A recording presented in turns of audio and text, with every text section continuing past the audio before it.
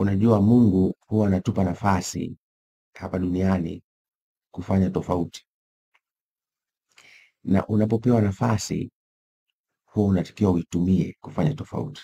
Na napenda leo nitumie fursa hii kuwasihi Watanzania wenzangu kokote kule mliko, wenye mapenzi mema na nchi yetu na wenye hofu ya Mungu, wazalendo kweli, ukiwa upewa nafasi ya kuleta mageuzi au mabadiliko katika eneo lilokuwepo au katika nchi yetu, itumie nafasi hiyo ipasavyo, kwa sababu usipofanya hivyo utadaiwa siku moja, kama sio hapa duniani basi siku ya hukumu.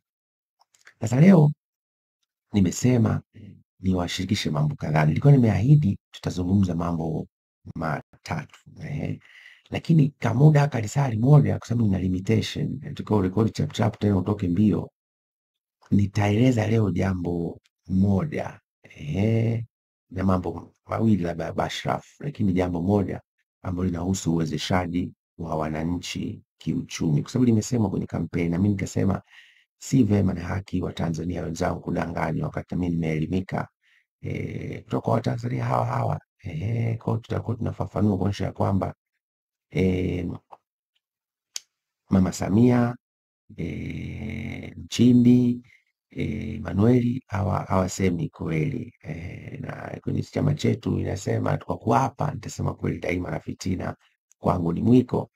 Kweli nitalifafanua. Alafu katikati ya wiki hii nitakuja na mambo mawili. Nitaeleza kuhusu hicho anachokiita bima ya afya kwa wote. Ni uongo mkubwa na ni balaa kubwa kabisa, linatengenezwa ili watu wachote fedha, waendelee kutukamua hata katika eneo hilo na walale mbele. Tusiwaruhusu. Ule mfuko wa bima uko hoi bin taabani, unaendeshwa kwa hasara. Ninyi waulizeni hata kwenye midahalo. Unajua waandishi wa habari hawezi kuuliza maswali haya. Tumejifunza nini kutoka NHIF tunapokwenda kuanzisha au ku roll out bima ya afya kwa wote? Ni uongo mtupu. Wiki hii nitafafanua kwa watu. Nimefanya utafiti wa nchi tofauti tofauti, nimechukua muda kidogo kulisoma jambo hili, na tusihadaike.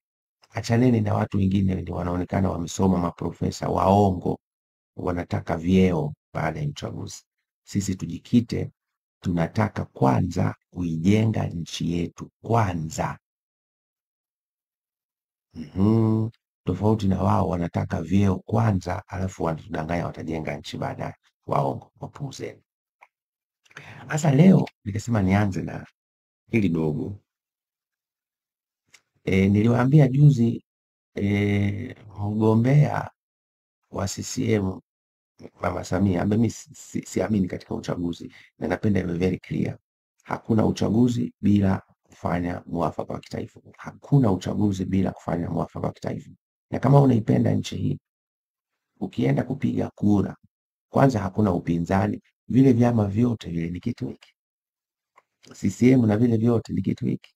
Waongo wote. Kwa utapokwenda kwenye kituo cha kupiga kura, unakwenda kushiriki najisi kwenye nchi yetu. Na wewe una mapenzi ya kweli na ya dhati kwa nchi yako, usishiriki unajisi kwenye nchi yetu. Mimi sitaonekana kwenye kituo cha kupiga kura. Niko hapa hapa Bongo, lakini sitaonekana kwenye kituo cha kupiga kura. Siwezi kushiriki najisi kwa maana hiyo. Sasa niliwaambia Mama Samia alijaribu kumweka pembeni Emmanuel Nchimbi, akatishwa, bwana kimtoa huyu na wewe unaondoka, akarudi nyuma. Kumbe umegundua hawa wanacheza na akili zetu, wamegeuza huu mchezo wa kubeti. Yaani hawa wanataka miaka hii mitano inayokuja tukubali sisi tubeti. Uongozi si jambo la kubeti, ndugu zangu wa Tanzania. Uongozi ni jambo very serious, ni kufa na kupona kwetu. Ukibeti na uongozi, watu wawili tayari wanakwenda wako, umejua, mpeche mpeche. Unajua hobela hobela namna hiyo, hapana, usikubali. Usikubali. Tusibet na mustakabali na hatima ya nchi yetu. Mimi nimewakataa. Nimemkataa Mama Samia, nimemkataa Emmanuel, na vile vingine vyama vile ni maigizo tu. Maigizo. Maigizo. Maigizo. Tuwakatae wote. Kupiga kura ni kubariki najisi hii wanaifanya kwenye nchi yetu. Tukatae. Yani ni sawasawa mnaenda kufungisha ndoa wenza wawili ambao tayari wana mtifuano kabla ya kwenda kwenye altare kufungishwa ndoa. Si balaa hilo? Tutawafungisha ndoa hapa, tutakula ubeche, alafu baada ya siku 3 ndoa inavunjika. Kwa na sisi tusikubali kubariki najisi kwenye nchi yetu. Mimi sitakwenda kupiga kura kabisa. Wapate aibu kama hawatakubali kufanya mwafaka kabla ya uchaguzi. Mimi nasema wakiendelea kushupaza shingo, na mimi mara chache huwa namwomba Mungu kuweka nadhiri, but this time around wakifanya ubishi, wakashupaza shingo wa Tanzania, mimi nitaendelea kusimama na kuwakumbusha katika watu wa kufunga mapema kabisa tutakapokuwa tumekomboa hatima ya nchi yetu ni hao. Na mimi nakumbuka watendaji kwenye vyombo vya ulinzi na usalama, tunzeni kila ushahidi. Tunzeni kila ushahidi. Tunzeni kila ushahidi. Tumetoa fursa, warudi nyuma, tufanye mwafaka wa kitaifa, taifa liwe moja, ndio tusonge mbele. Kama wanashupaza shingo, hatutakuwa na mswalie mtume.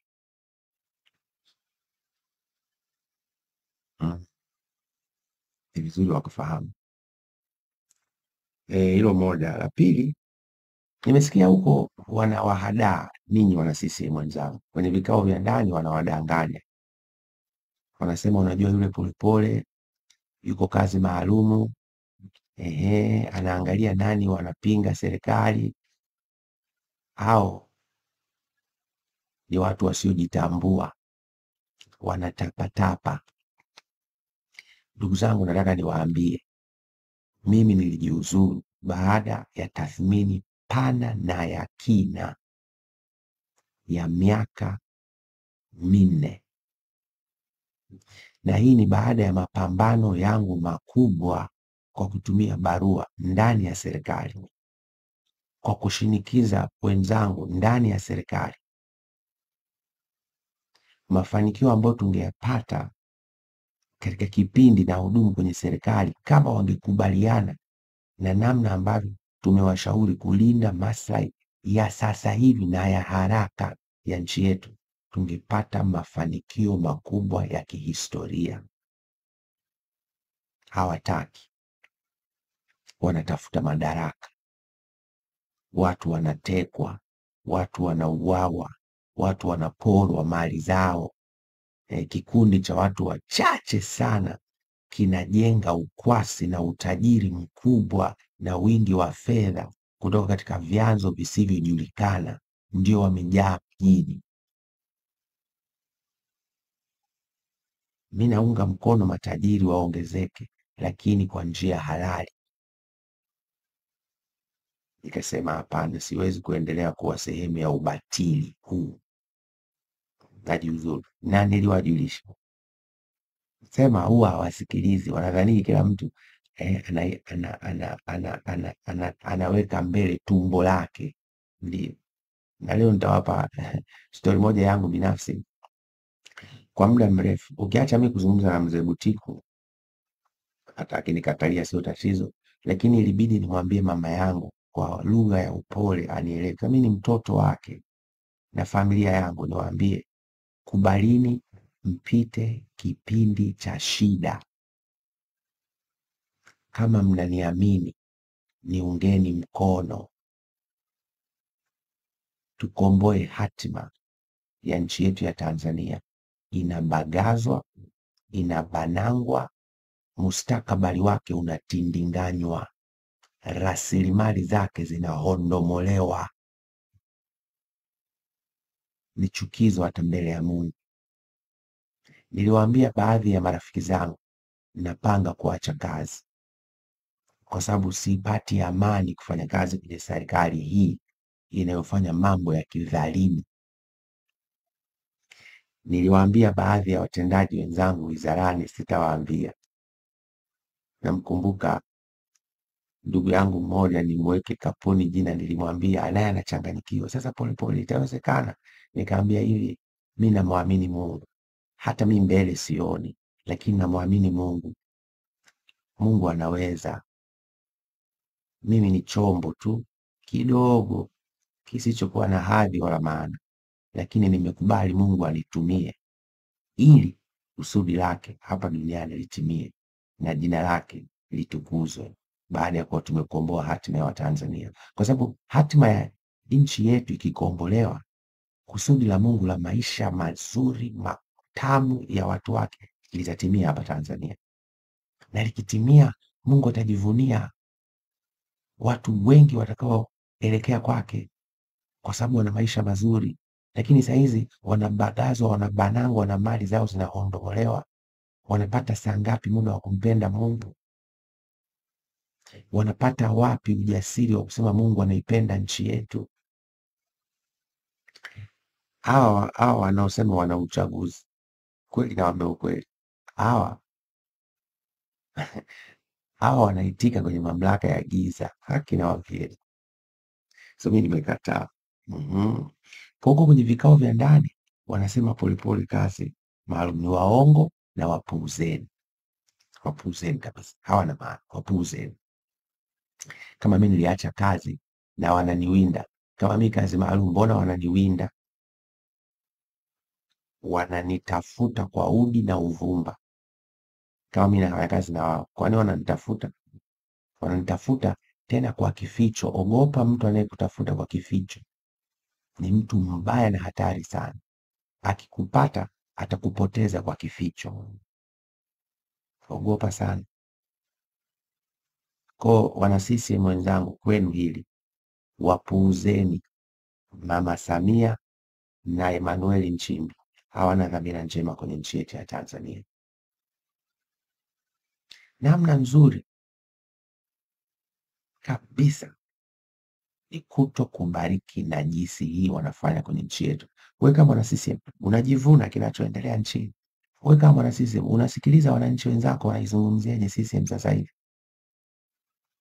Na ukijifanya unajua tumerudi zama za 2015, unaweza kuzungumza mambo ya CCM sasa hivi, watu wakaghadhibika na wewe kupitiliza.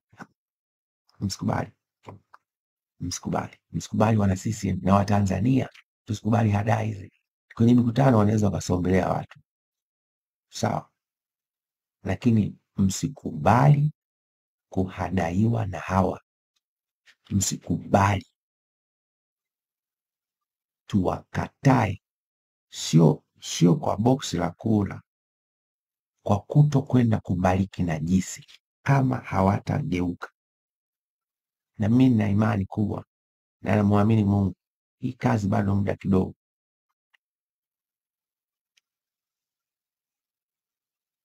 Maana tunamuomba Mungu na yeye aingilie kati. Na tumewaambia kwa maneno, tuzungumze, hawataki. Tujenge mwafaka wa kitaifa, hawataki. Wameshupaza shingo. Sasa hizo wanafanya mikutano wenyewe, eti wanaita kampeni. Hii si kampeni. Anafanya mikutano ya hadhara. Mikutano ya hadhara kote nchini Tanzania peke yake. Sasa ameenda kwenye vyombo vya habari, anaweka na matangazo peke yake. Sasa anafanya kampeni dhidi ya nani? Umeshasikia ACT, kile chama cha udalali, CCMB imetengenezwa na CCM mtandao, na CCM mtandao ndio imeshika sasa hivi hatima ya viongozi wetu na mustakabali wa nchi yetu. Tukatae, tuidai tuichukue hatima ya nchi yetu ya Tanzania kutoka kwenye kundi hili la CCM mtandao. Halina maana, dhalimu, kundi genge la wahuni, linabagaza mustakabali wa nchi yetu. Tukatae. Na kundi hili lina historia zote mbaya za kuharibu mustakabali wa nchi yetu. Ufisadi wote tangu tumeanza kuusikia una uhusiano na genge la kundi hili la CCM mtandao, wahuni hao. Hivyo unajua kwamba nitakapokuja kuwasimulia kuhusu bima hii ambayo leo hii iko hoi bin tabani mpeche mpeche, aliyekuja kuileta ije ili uwe mfumo wa kuiba ni yule jamaa yule aliyenisema, nikaja nikawaambia namna gani anatuibia. Yule ndio alileta wazo la bima. Lakini ukiacha wazo la bima, hata mabando bei kuwa juu, yule jamaa anahusika. Alianza hii kampuni yenye rangi nyekundu, akapiga michezo akaondoka, akaingia kwenye hii kampuni yenye rangi za kama za Chama cha Mapinduzi, unaelewa, akapiga mambo akaondoka. Na wamejipanga kufanya internet isipatikane kwa urahisi ili iwe bei kubwa. Nitawafafanulia wiki hii tunaloibiwa, na mhusika mkuu mojawapo yule bwana na genge la CCM mtandao. Kwa hiyo wapuuzeni. Alafu hii kuhusu, unajua nimeona vyombo vya habari vile vikubwa havizungumzi kabisa na vinaona aibu kuzungumza mambo ya msingi kwenye kampeni. Unajua kwa nini? Ni mambo mawili. Moja, wanatishwa. Ukiangalia idadi ya vyombo vya habari vile rasmi na vile vya mtandaoni ambavyo vimepewa makatazo, maonyo, vitisho na TCRA, utastaajabu. Mimi kila anayepewa ananiletea, bwana shapigwa onyo, bwana shapigwa onyo, bwana shapigwa onyo. Unapigaje watu maonyo wakati wa uchaguzi kwa sababu tu wanataka kutoa sauti za pande zote? TCRA. Na ninyi dawa inachemka.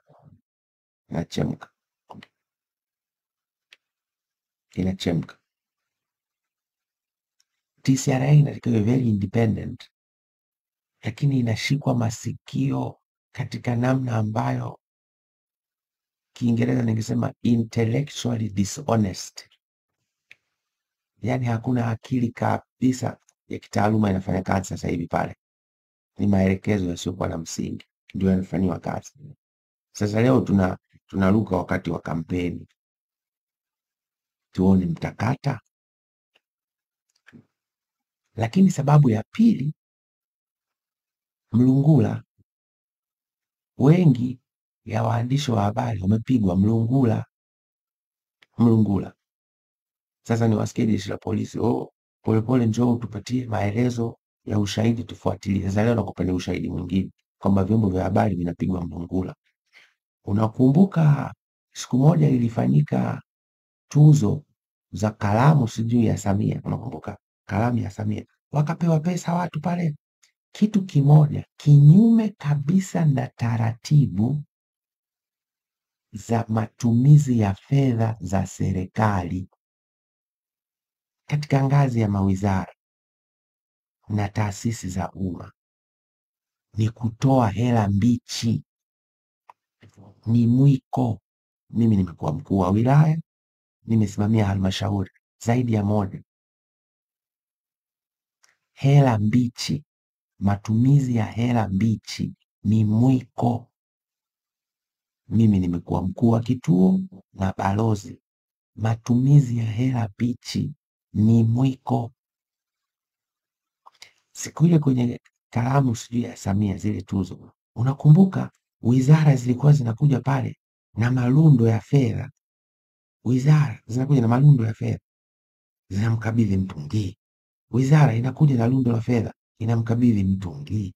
wizara inakuja na lundo la fedha inamkabidhi mtu mwingine. Waandishi wengi waandamizi siku ile wamepigwa malundo ya fedha hadharani mbele ya TV, kinyume na taratibu za matumizi ya fedha ya serikali ngazi ya wizara.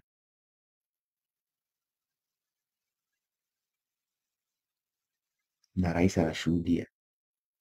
Tunavunja taratibu, tunavunja kanuni, tunavunja sheria. Maana yake tunavunja na katiba ambayo ndio sheria mama.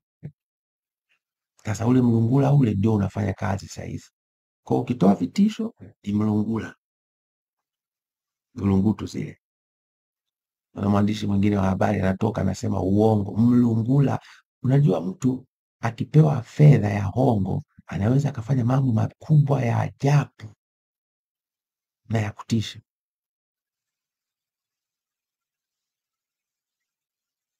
Bahati mbaya sana. Sasa twende kwenye hoja ya leo, uwezeshaji wananchi kiuchumi. Chama na viongozi wake wanasema watatoa bilioni 200 ndani ya siku 100 kuwezesha wananchi kiuchumi. Iko hivi, hoja sio hela. Hoja sio hela. Hoja ni muundo, mfumo, utaratibu, malengo, matokeo, okay, na namna tutatekeleza jambo hilo la kuwezesha wananchi kiuchumi. Hayo niliyoyasema yote hayajafanyiwa kazi.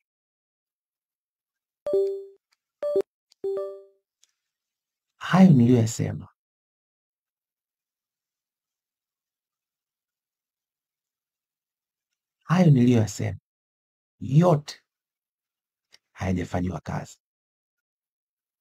Yote hayajafanyiwa kazi. Sasa unaposema unakuja kutoa bilioni 200 ni katika msingi upi? Mbona hawafafanui? Msihadaike, msidanganyike. Mbona hawafafanui?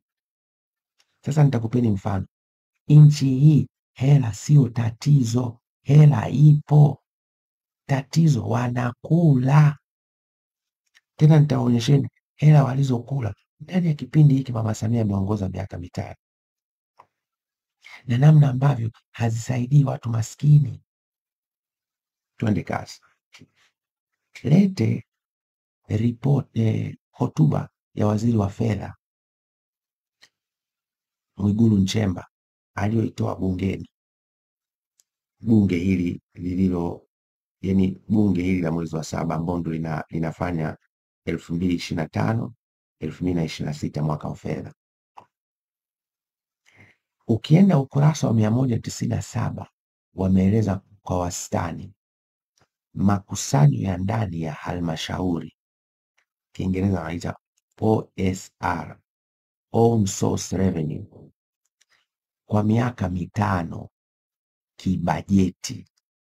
Kwa mujibu wa sheria, makusanyo ya halmashauri ya ndani yanatakiwa yakatwe 10% itolewe mikopo kwa vijana, wanawake na ndugu zetu watu wenye ulemavu. Sasa nitakupa takwimu ili uelewe bilioni 200 ni danganya toto, waongo wakubwa hawa.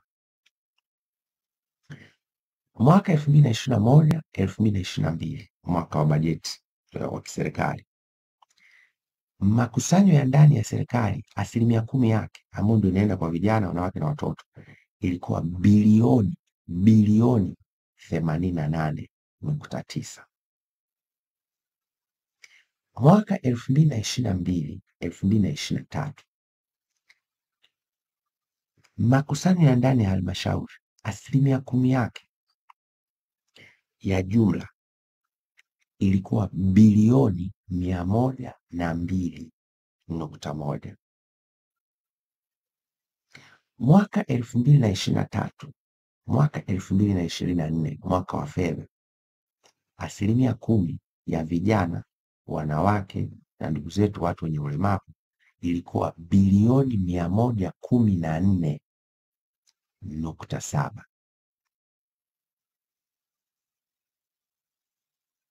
Tunaendelea. Mwaka 2024/25, mwaka wa fedha uliopita, makusanyo ile 10% iliyotengwa ilikuwa bilioni 135.6,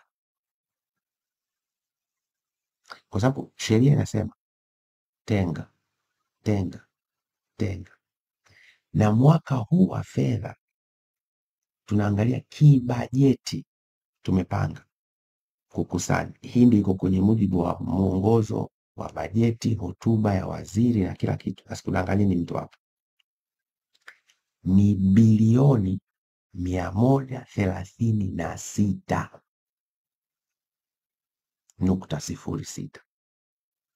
Hii ni miaka mitano ya Mama Samia. Ukijumlisha hizo hela zote utapata ni bilioni 577.4. Kwa miaka mitano tulipaswa kuona bilioni 577.4 zimewekewa muundo wa kitaasisi, zimewekewa mfumo wa kuratibu na kufuatilia na kuzitoa na kuzifuatilia, si ndivyo? Tuliwa kuona hizi bilioni 577.4 zimewekewa malengo mahususi, matokeo, shabaha, kisha ziwekewe utaratibu wa namna ya kuzitoa kwa wajasiriamali. Na hawa wajasiriamali sio tu wa kuokoteza, wanafahamika wale wenye biashara ndogo sana, ndogo na za kati, na tunawatazama vijana, wanawake na ndugu zetu watu wenye ulemavu. Haki na wahakikishia, nchi hii ingekula maziwa na asali. Hivi unajua kiwango cha juu cha kuanzisha benki hapa Tanzania kwa mujibu wa taratibu za Benki Kuu ya Tanzania BOT ni bilioni 50. Kwa benki ya maendeleo ya wanasema Development Financing Bank, yani benki ambayo imejikita kwenye kuwezesha kuwekeza katika maendeleo kwa muda mrefu, bilioni 50. Kwa hata wangesema waanzishe benki, zingeanzishwa benki 10, lakini mimi sisemi benki ndio mtindo. Wangeweza kutengeneza fuko moja la bilioni 577. Haki na wahakikishia, ile Kariakoo, wale mawinga wangekuwa wanamtukuza Mungu huko wanaishukuru serikali. Lakini leo ndio TRA anasema mawinga walipe kodi, lakini serikali haijawawezesha. Lakini sasa haijawawezesha, pesa ipo inapigwa chini ya uongozi wa Mama Samia. Sasa wanaposema bilioni 200, hawaelezi muundo, hawaelezi mfumo, hawaelezi malengo, hawaelezi tatoka wapi kwenye bajeti hii. Kwa mfano ziko wapi? Ni uongo, ni kiini macho. Msikubali hadai na udanganyifu huo mkubwa. Tena wengine ni jamaa zangu wasomi tu, maprofesa, wanasema uongo, intellectual dishonesty, wizi na ujanja wa kitaaluma. Mimi nimesoma mpaka chuo kikuu kabisa, mwanataaluma. Siwezi kukubali ujinga wa namna hii unaofanywa kwa watu wetu wa Tanzania. Yani kodi walipe, halafu muwabagaze, muwabanange, mutindinganye mustakabali wao, mhondomole pesa zao zote. Mimi sikubali. Sasa nataka niwape mfano mdogo namna gani fedha hizi zingebadilisha maisha ya mawinga wa Kariakoo. Wewe ni winga, nisikilize, nasema na wewe. Wewe ni winga, nisikilize, nasema na wewe. Wewe una biashara ya mtandaoni, nisikilize, nasema na wewe. Bilioni 577.4 inaweza kubadilisha maisha yako, familia yako, na ukalipa kodi kwa starehe, tena kwa kujitolea, kwa sababu kodi kitaalamu unalipa kwa kujitolea, kwa hiari. Kodi utolewaji wake unaitwa voluntary compliance, sio kuwashikia watu mikwala. Hapana, hapana, hapana, hapana, hapana, haiwezekani. Hapana, hapana. Sasa winga, nisikilize, na hapa nitatoa mfano wa kijana mmoja, umenielewa? Anaitwa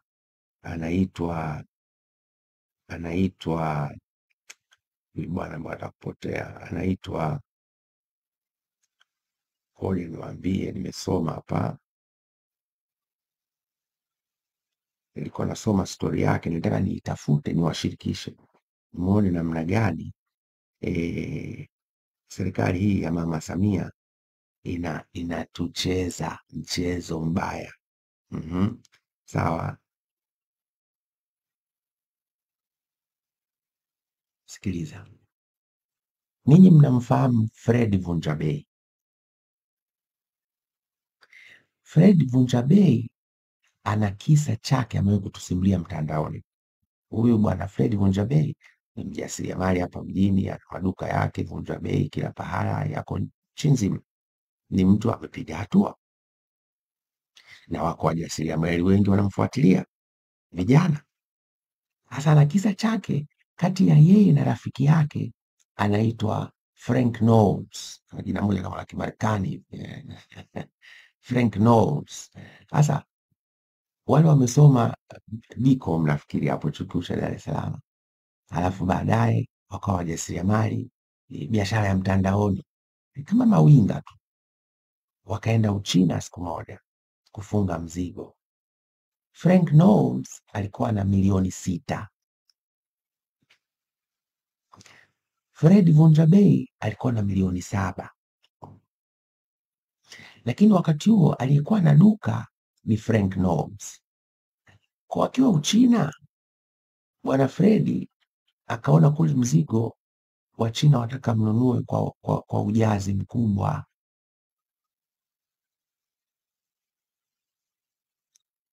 na milioni 6 na huyu 7 vipunje visingewezesha kupata mzigo wa kueleweka.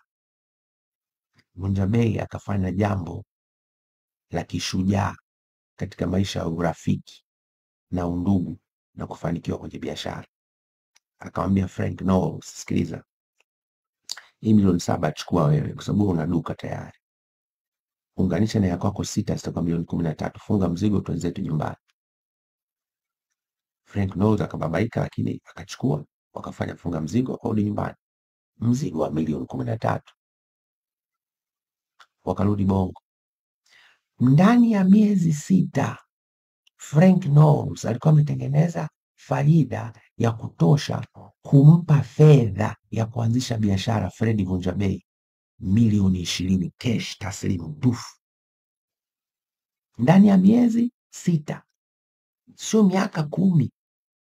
Ndani ya miezi 6 Frank Knowles anampa Fred Vunjabei 20 milioni 20. Pop bro, naye kafunge mzigo. Nataka kusema nini? Milioni 13 ilibadilisha maisha ya Frank Knowles na Fred Vunjabei. Leo wanaitwa mamilionea kama sio mabilionea. Sasa sikiliza, niwaambie kitu, nyinyi mnafanya mzaha na maisha. Hawa wanaofanya mikutano ya hadhara,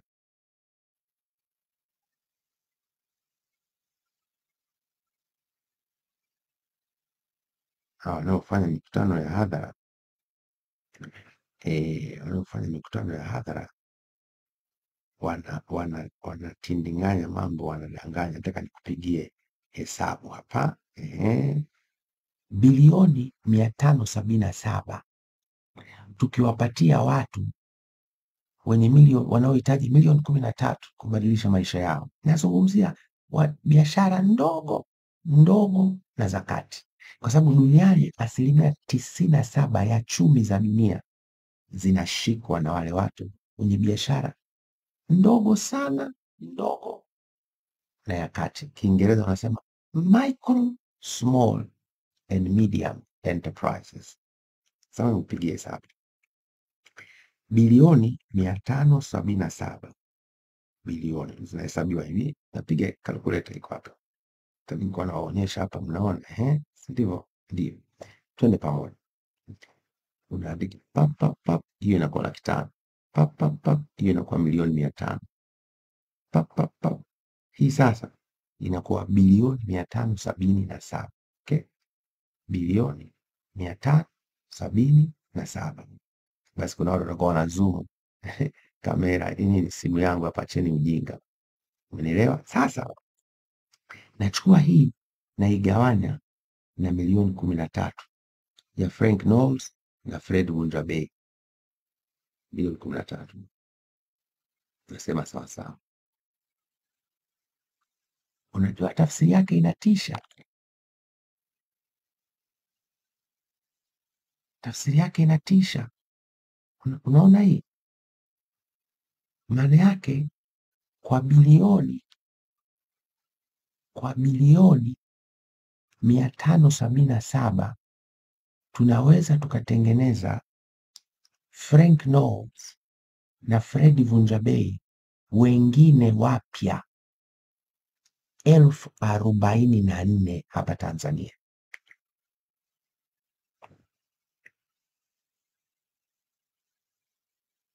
Nimeogopa. Nisikize vizuri. Bilioni 577 ambazo sasa hivi ukiuliza zimeenda wapi katika miaka 5 ya Samia, hakuna. Ni uongo. Hata kwenye ripoti hazionekani, zimeliwa. Lakini Mama Samia angeweza akaelekeza fuko lote likaweko, kisha tukafanya uchambuzi wa kina na tathmini kwa kutumia mifumo ya kidigitali. Mbona mitandao ya simu inakopesha watu na hamjai kuonana? Kwani serikali ishindwe? Tunapigwa. Kwa hili bilioni 577 ingeliweza kuzalisha Fred Vunja Bei na Frank Knowles wengine 44,000 nchi nzima. Sasa tazama maduka ya Vunja Bei yaliokuwepo nchi nzima mara 44,000. Ndio utajiri huo Mama Samia alitakiwa kutengeneza kwa Watanzania katika miaka 5 aliyoongoza. Unajua nini kingetokea?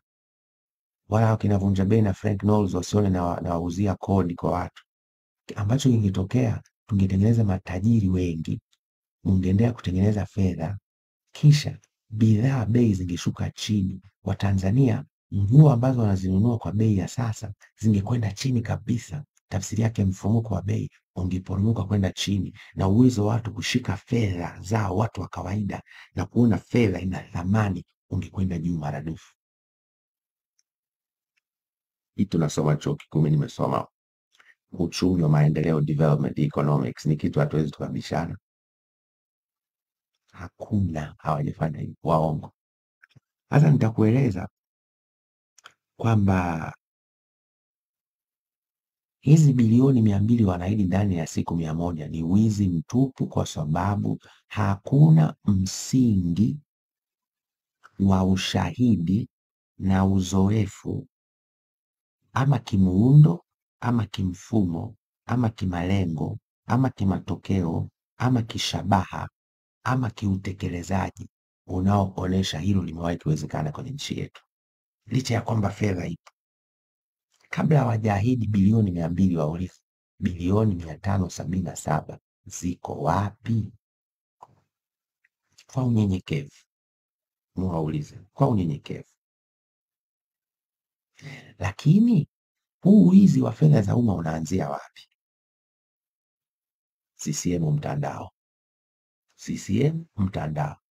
Mwaka 2005 serikali ya CCM mtandao inaingia madarakani, inaweka ahadi ya kuwapatia Watanzania mabilioni ya JK. Lugha za kihuni, mabilioni ya JK. JK anapata wapi mabilioni? Anapata wapi? Zile fedha za walipa kodi. Na ile pesa ilitoka, na wahakikishia leo, ilipigwa vibaya mno, mabilioni ya JK. Mwaka 2005 mabilioni ya JK yameliwa kutoka 2005, 2010, 2010 mpaka 2015, na ninawahakikishia TAKUKURU wana faili la kufuatilia haya mabilioni yaliyoliwa, na hawajawahi kufunga uchunguzi. CCM mtandao, nawaambia, katika nchi hii kila wizi mnaujua uko associated, una uhusiano na CCM mtandao. Sio Chama cha Mapinduzi, genge la CCM mtandao. Na ninyi wana CCM wakataeni hawa watu, wanatuchafulia chama chetu.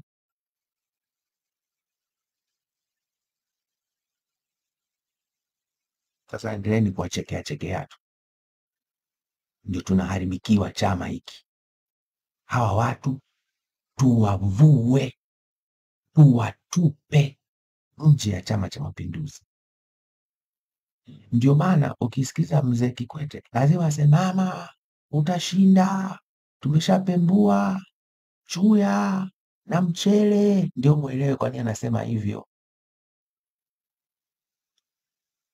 Wajinga ndio waliwao.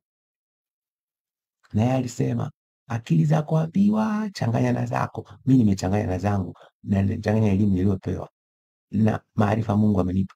Msikubali. Mabilioni ya JK ndio aibu kubwa imewahi kupatikana kwenye nchi hii, kwa maana ya kuwezesha wananchi kiuchumi. Pesa zikaibwa na ule mfuko umefungwa, na haonyeshi marejesho yalirudi. Marejesho yaliyorudi yalipelekwa wapi? Hakuna ripoti inayosema hivi. Yani ziko bilioni kama 7, hizo zililiwa, weka pembeni. Bilioni 43 wanadai zilirejeshwa, lakini hazionekani zilikwenda wapi. Alafu baadaye wakafunga huu mfuko wa mabilioni ya JK, hautoi hela tena. Sasa hela zilizorejeshwa ziko wapi? Mbona hazijai kuripotiwa kokote kwamba zilirudi serikalini? Eti mnaweza mkamuuliza mzee Kikwete kwa sauti ya upole, lakini ndio maana pia bado yeye ni mzee wangu, mzee wetu, ndio utafanyaje sasa? Kwa hawa kundi la CCM mtandao, genge la kihuni hili, ndio linahamasisha na kuwapa hamasa ya mambo haya ujanja wa bilioni 200 tutazitoa ndani ya siku 100. Wizi. Tena jeshi la polisi mkae macho, TAKUKURU mkae macho, hawa wanakwenda kutakatisha fedha. Please, hawa wanakwenda kutakatisha fedha. Financial Intelligence Unit kule, kaeni macho. Unatoaje bilioni 200 bila any framework, any known framework, bila any evidence based, umejua, experience, research, paper? How do you do that?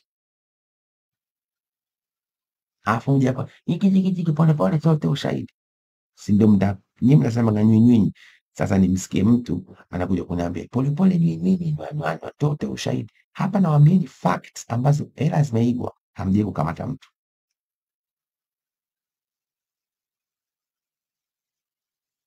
Acha niseme kwa lugha ya mpole kama kawaida. Kwa hizo bilioni zilikwenda za JK. Sasa wanatuletea bilioni 200. Zile zilikuwa 50 zikapigwa. Sasa zinaletwa 200 zitapigwa. Kabla hawajasema wanaleta 200, waulizeni bilioni 577 ambazo zingetupatia Fred Vunjabei na Frank Knowles wengine wapya 44,000 katika uongozi huu wa miaka mitano Mama Samia 2021 2025. Wizi mtu. Twende mbele. Uko mfuko mmoja unaitwa mfuko wa maendeleo ya vijana YDF. Unao mfuko mwingine mpeche mpeche, mimi ninaufahamu kwa sababu nimefanya kazi kwa karibu sana na serikali kati ya mwaka 2000, 2001, 2002, 2003, 2004, 2005, 2006, 2007, 2008, 2009. Nimeacha mambo ya kufanya kazi na vijana mwaka 2009. Kwa hii mfuko wa maendeleo ya vijana, ujua hili nalo fuko lingine la wizi tu, wizi. Na leo nakupeni fact moja. Huu mfuko hata haukaguliwi na mkaguzi na mdhibiti wa hesabu za serikali. Tunafahamiana. Inawezekana sasa hivi tusiongee kwa sababu ya hofu, kwa sababu mimi nimejiuzuru kwenye serikali. But tizama, wewe unaendaga kukagua ofisi ya waziri mkuu, na bahati mbaya sana huu mfuko wa maendeleo ya vijana uko ofisi ya waziri mkuu, ndugu yangu Majaliwa, na nitawaeleza baada ya habari ya Majaliwa. Wewe mfuko wa maendeleo ya vijana uko ofisi ya waziri mkuu, kwa nini hakijawahi kuelezwa chochote kuhusu mfuko huu ambao unapokea fedha? Mara ya mwisho umewekewa fedha mara mbili za mwisho. Mwaka 2001 imeingizwa bilioni 1. Na wanaingizaga humo marejesho yanaingiaga humo.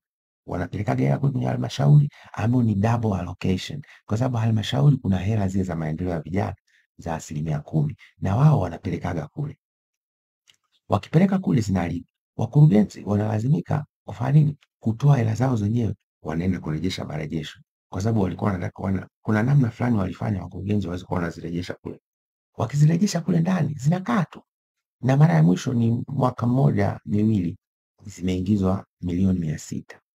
Huu mfuko haukaguliwi hata na mkaguzi wa hesabu za serikali. Na mfuko huu uko kwenye benki binafsi.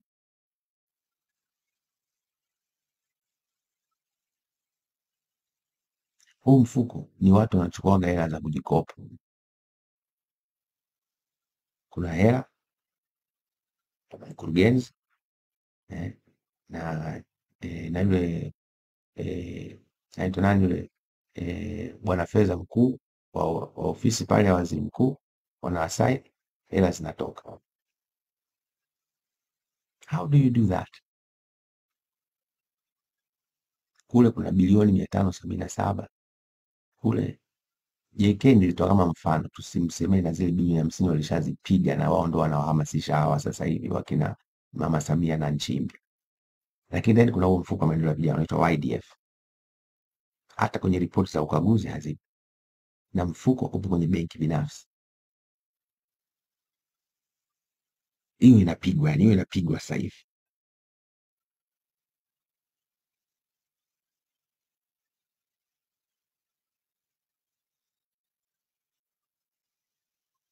Inauma. Inauma sana. Inauma sana. Mimi sikubali. Mimi sikubali. Ndugu Kichere, unaweza ukatazama jambo hili. Unaweza ukatizama. Ndio. Haya. Unajua, mimi wakati nafanya kazi kwenye Chama cha Mapinduzi, kwa dhamana yangu nilikuwa mkuu wa sera. Kwa nilikuwa nahangaika na kujua namna gani tunaweza tukawezesha wananchi kiuchumi.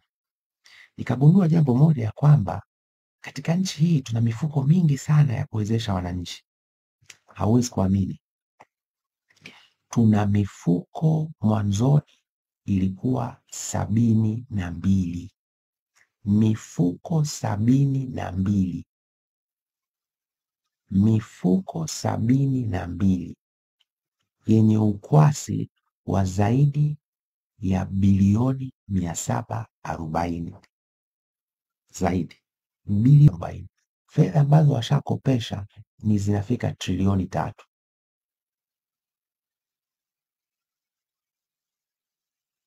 Mifuko 72 haisomani, haijuani, malengo yake hayashabihiani, mfumo wa kuripoti taarifa, yani mfumo wa utoaji wa taarifa zake serikalini tofauti.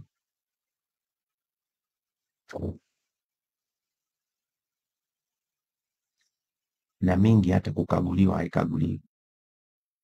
Nikalifahamu hilo pamoja na wenzangu, nikasema na viongozi wenzangu wa chama, tukaita watendaji wa serikali Lumumba, mimi nikiwa mwenyekiti wa kile kikao, wengine ni makatibu wakuu walikuja siku ile, na sasa hivi ni makatibu wakuu walikuwepo kwenye kile kikao, na TRA ya Kariakoo tukawaleta. Mimi nikasema haiwezekani nchi hii walipa kodi wawe milioni 3. Haiwezekani. Unapokuwa na watafuta riski wachache kwenye familia, hiyo familia inaanguka kwenye umaskini, lakini fursa ya kuongeza walipa kodi ipo, ni kubwa sana. Sasa wewe fikiria, kama narudi kule kwa mfano wa Fred Vunjabei na Frank Knowles, wale si wanalipa kodi. Fikiria wale tukiwaongeza mara 44,000 tutapata kodi kiasi gani? Kwa nikasema haiwezekani, something is not right. Mchakato ukaanza kwenye kikao kile siku ile, na mimi tukaripoti kwa mwenyekiti wa chama John Pombe Joseph Magufuli. John Pombe Joseph Magufuli alikuwa sio mtu wa kulaza mambo, alikuwa ukitua jambo mezani anaanua. Nitakupa ushahidi. Waziri mkuu akaelekezwa kwamba aende akaanze mchakato wa kuiunganisha mifuko yote ilifatikane fuko hili moja. Nakupa ushahidi. Nenda kagugo hivi NEEC NEC, fanyeni tathmini ya kisayansi kuhusu manufaa ya mifuko yote ya uwezeshaji Majaliwa. Mtapata maelekezo ya waziri mkuu Majaliwa tarehe 18 ya mwezi wa 4 mwaka 2017. Katoa maelekezo hayo na mnukuu,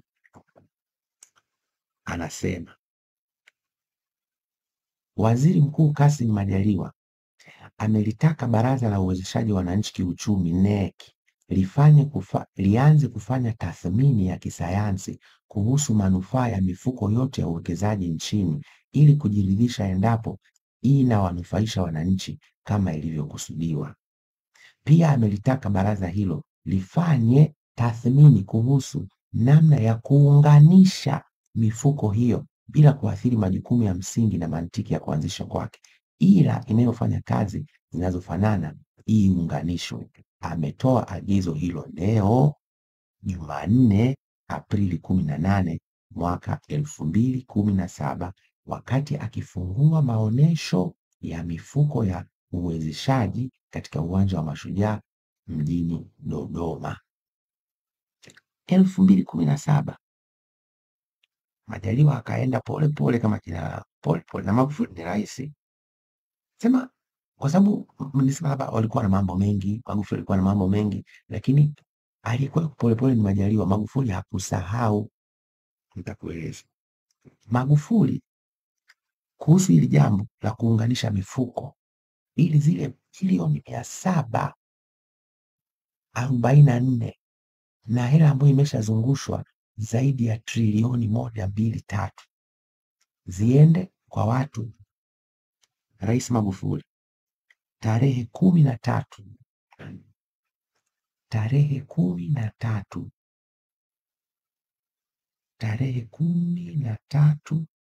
Novemba 2020 akizindua bunge akasema, tutaongeza pia jitihada za kuwawezesha wananchi wetu kiuchumi na kuwapatia mikopo isiyo na riba ama yenye riba nafuu. Leo watu wanataka kuchukua sifa. Magufuli alitaka kutoa mikopo isiyo na riba, kama ambavyo mfano kwenye Islamic law wanasema mikopo haitaki kuwa na riba.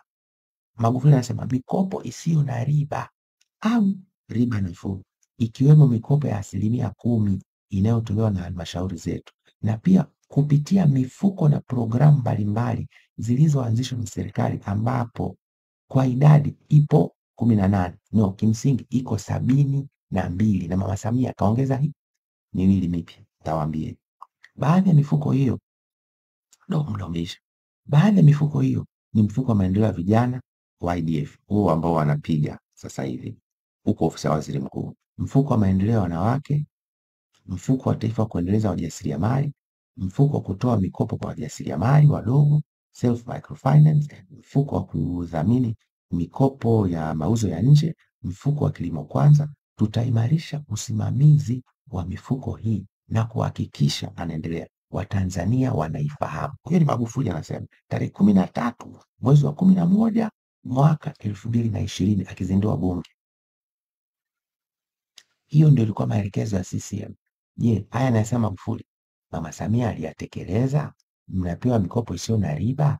Mnapewa mikopo yenye riba nafuu? Jibu ni hapana. Na bilioni 577 alafu wanatudanganya, wanaleta bilioni ngapi? 200 ndani ya siku 100. Waongo wakubwa. Tuendelee. Najua, Magufuli anaendelea kusema, najua mifuko hii mingi ipo chini ya ofisi ya waziri mkuu Majaliwa.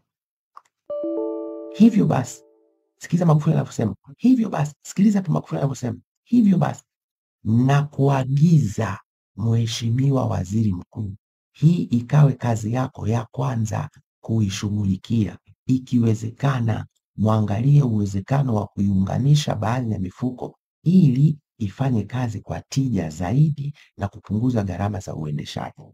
Nataka mifuko hii ikawasaidie wananchi wa kawaida, wakiwemo machinga. Machinga oye! Afu nikusikie machinga wanasema mitano tena. Ya nini? Ya wapi?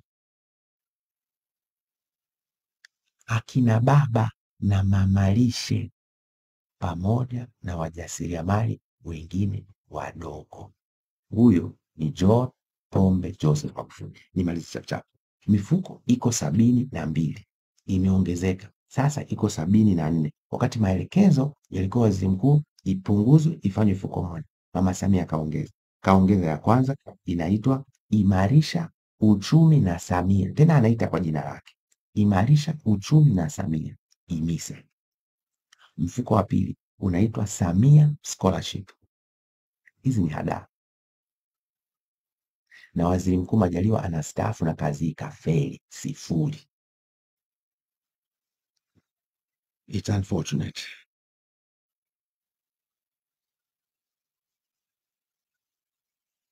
Ndugu zangu, haya niliyowaambia mpaka leo, hela nilizotaja ni zaidi ya trilioni ambazo Watanzania mngepewa, wajasiriamali wadogo sana, wadogo, na wakati mawinga wa machinga, biashara ndogo ndogo, mngepewa hizi. Tungeweka utaratibu mzuri. Mbona kule kwenye mitandao ya kijamii, kwenye mitandao ya simu mnakopeshwa na mnalipa? Kwa nini serikali hizi hela trilioni na zaidi watasema tuliwapatia watu. Wapi hao watu? Wako wapi? Sasa wakijitekenya tu na huyu kufafanua mfuko baada ya mfuko.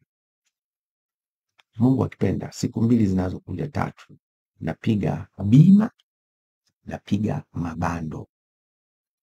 Simameni imara wa Tanzania. Hakuna uchaguzi bila mwafaka wa kitaifa. Asanteni, na Mungu wa mbinguni awabariki sana.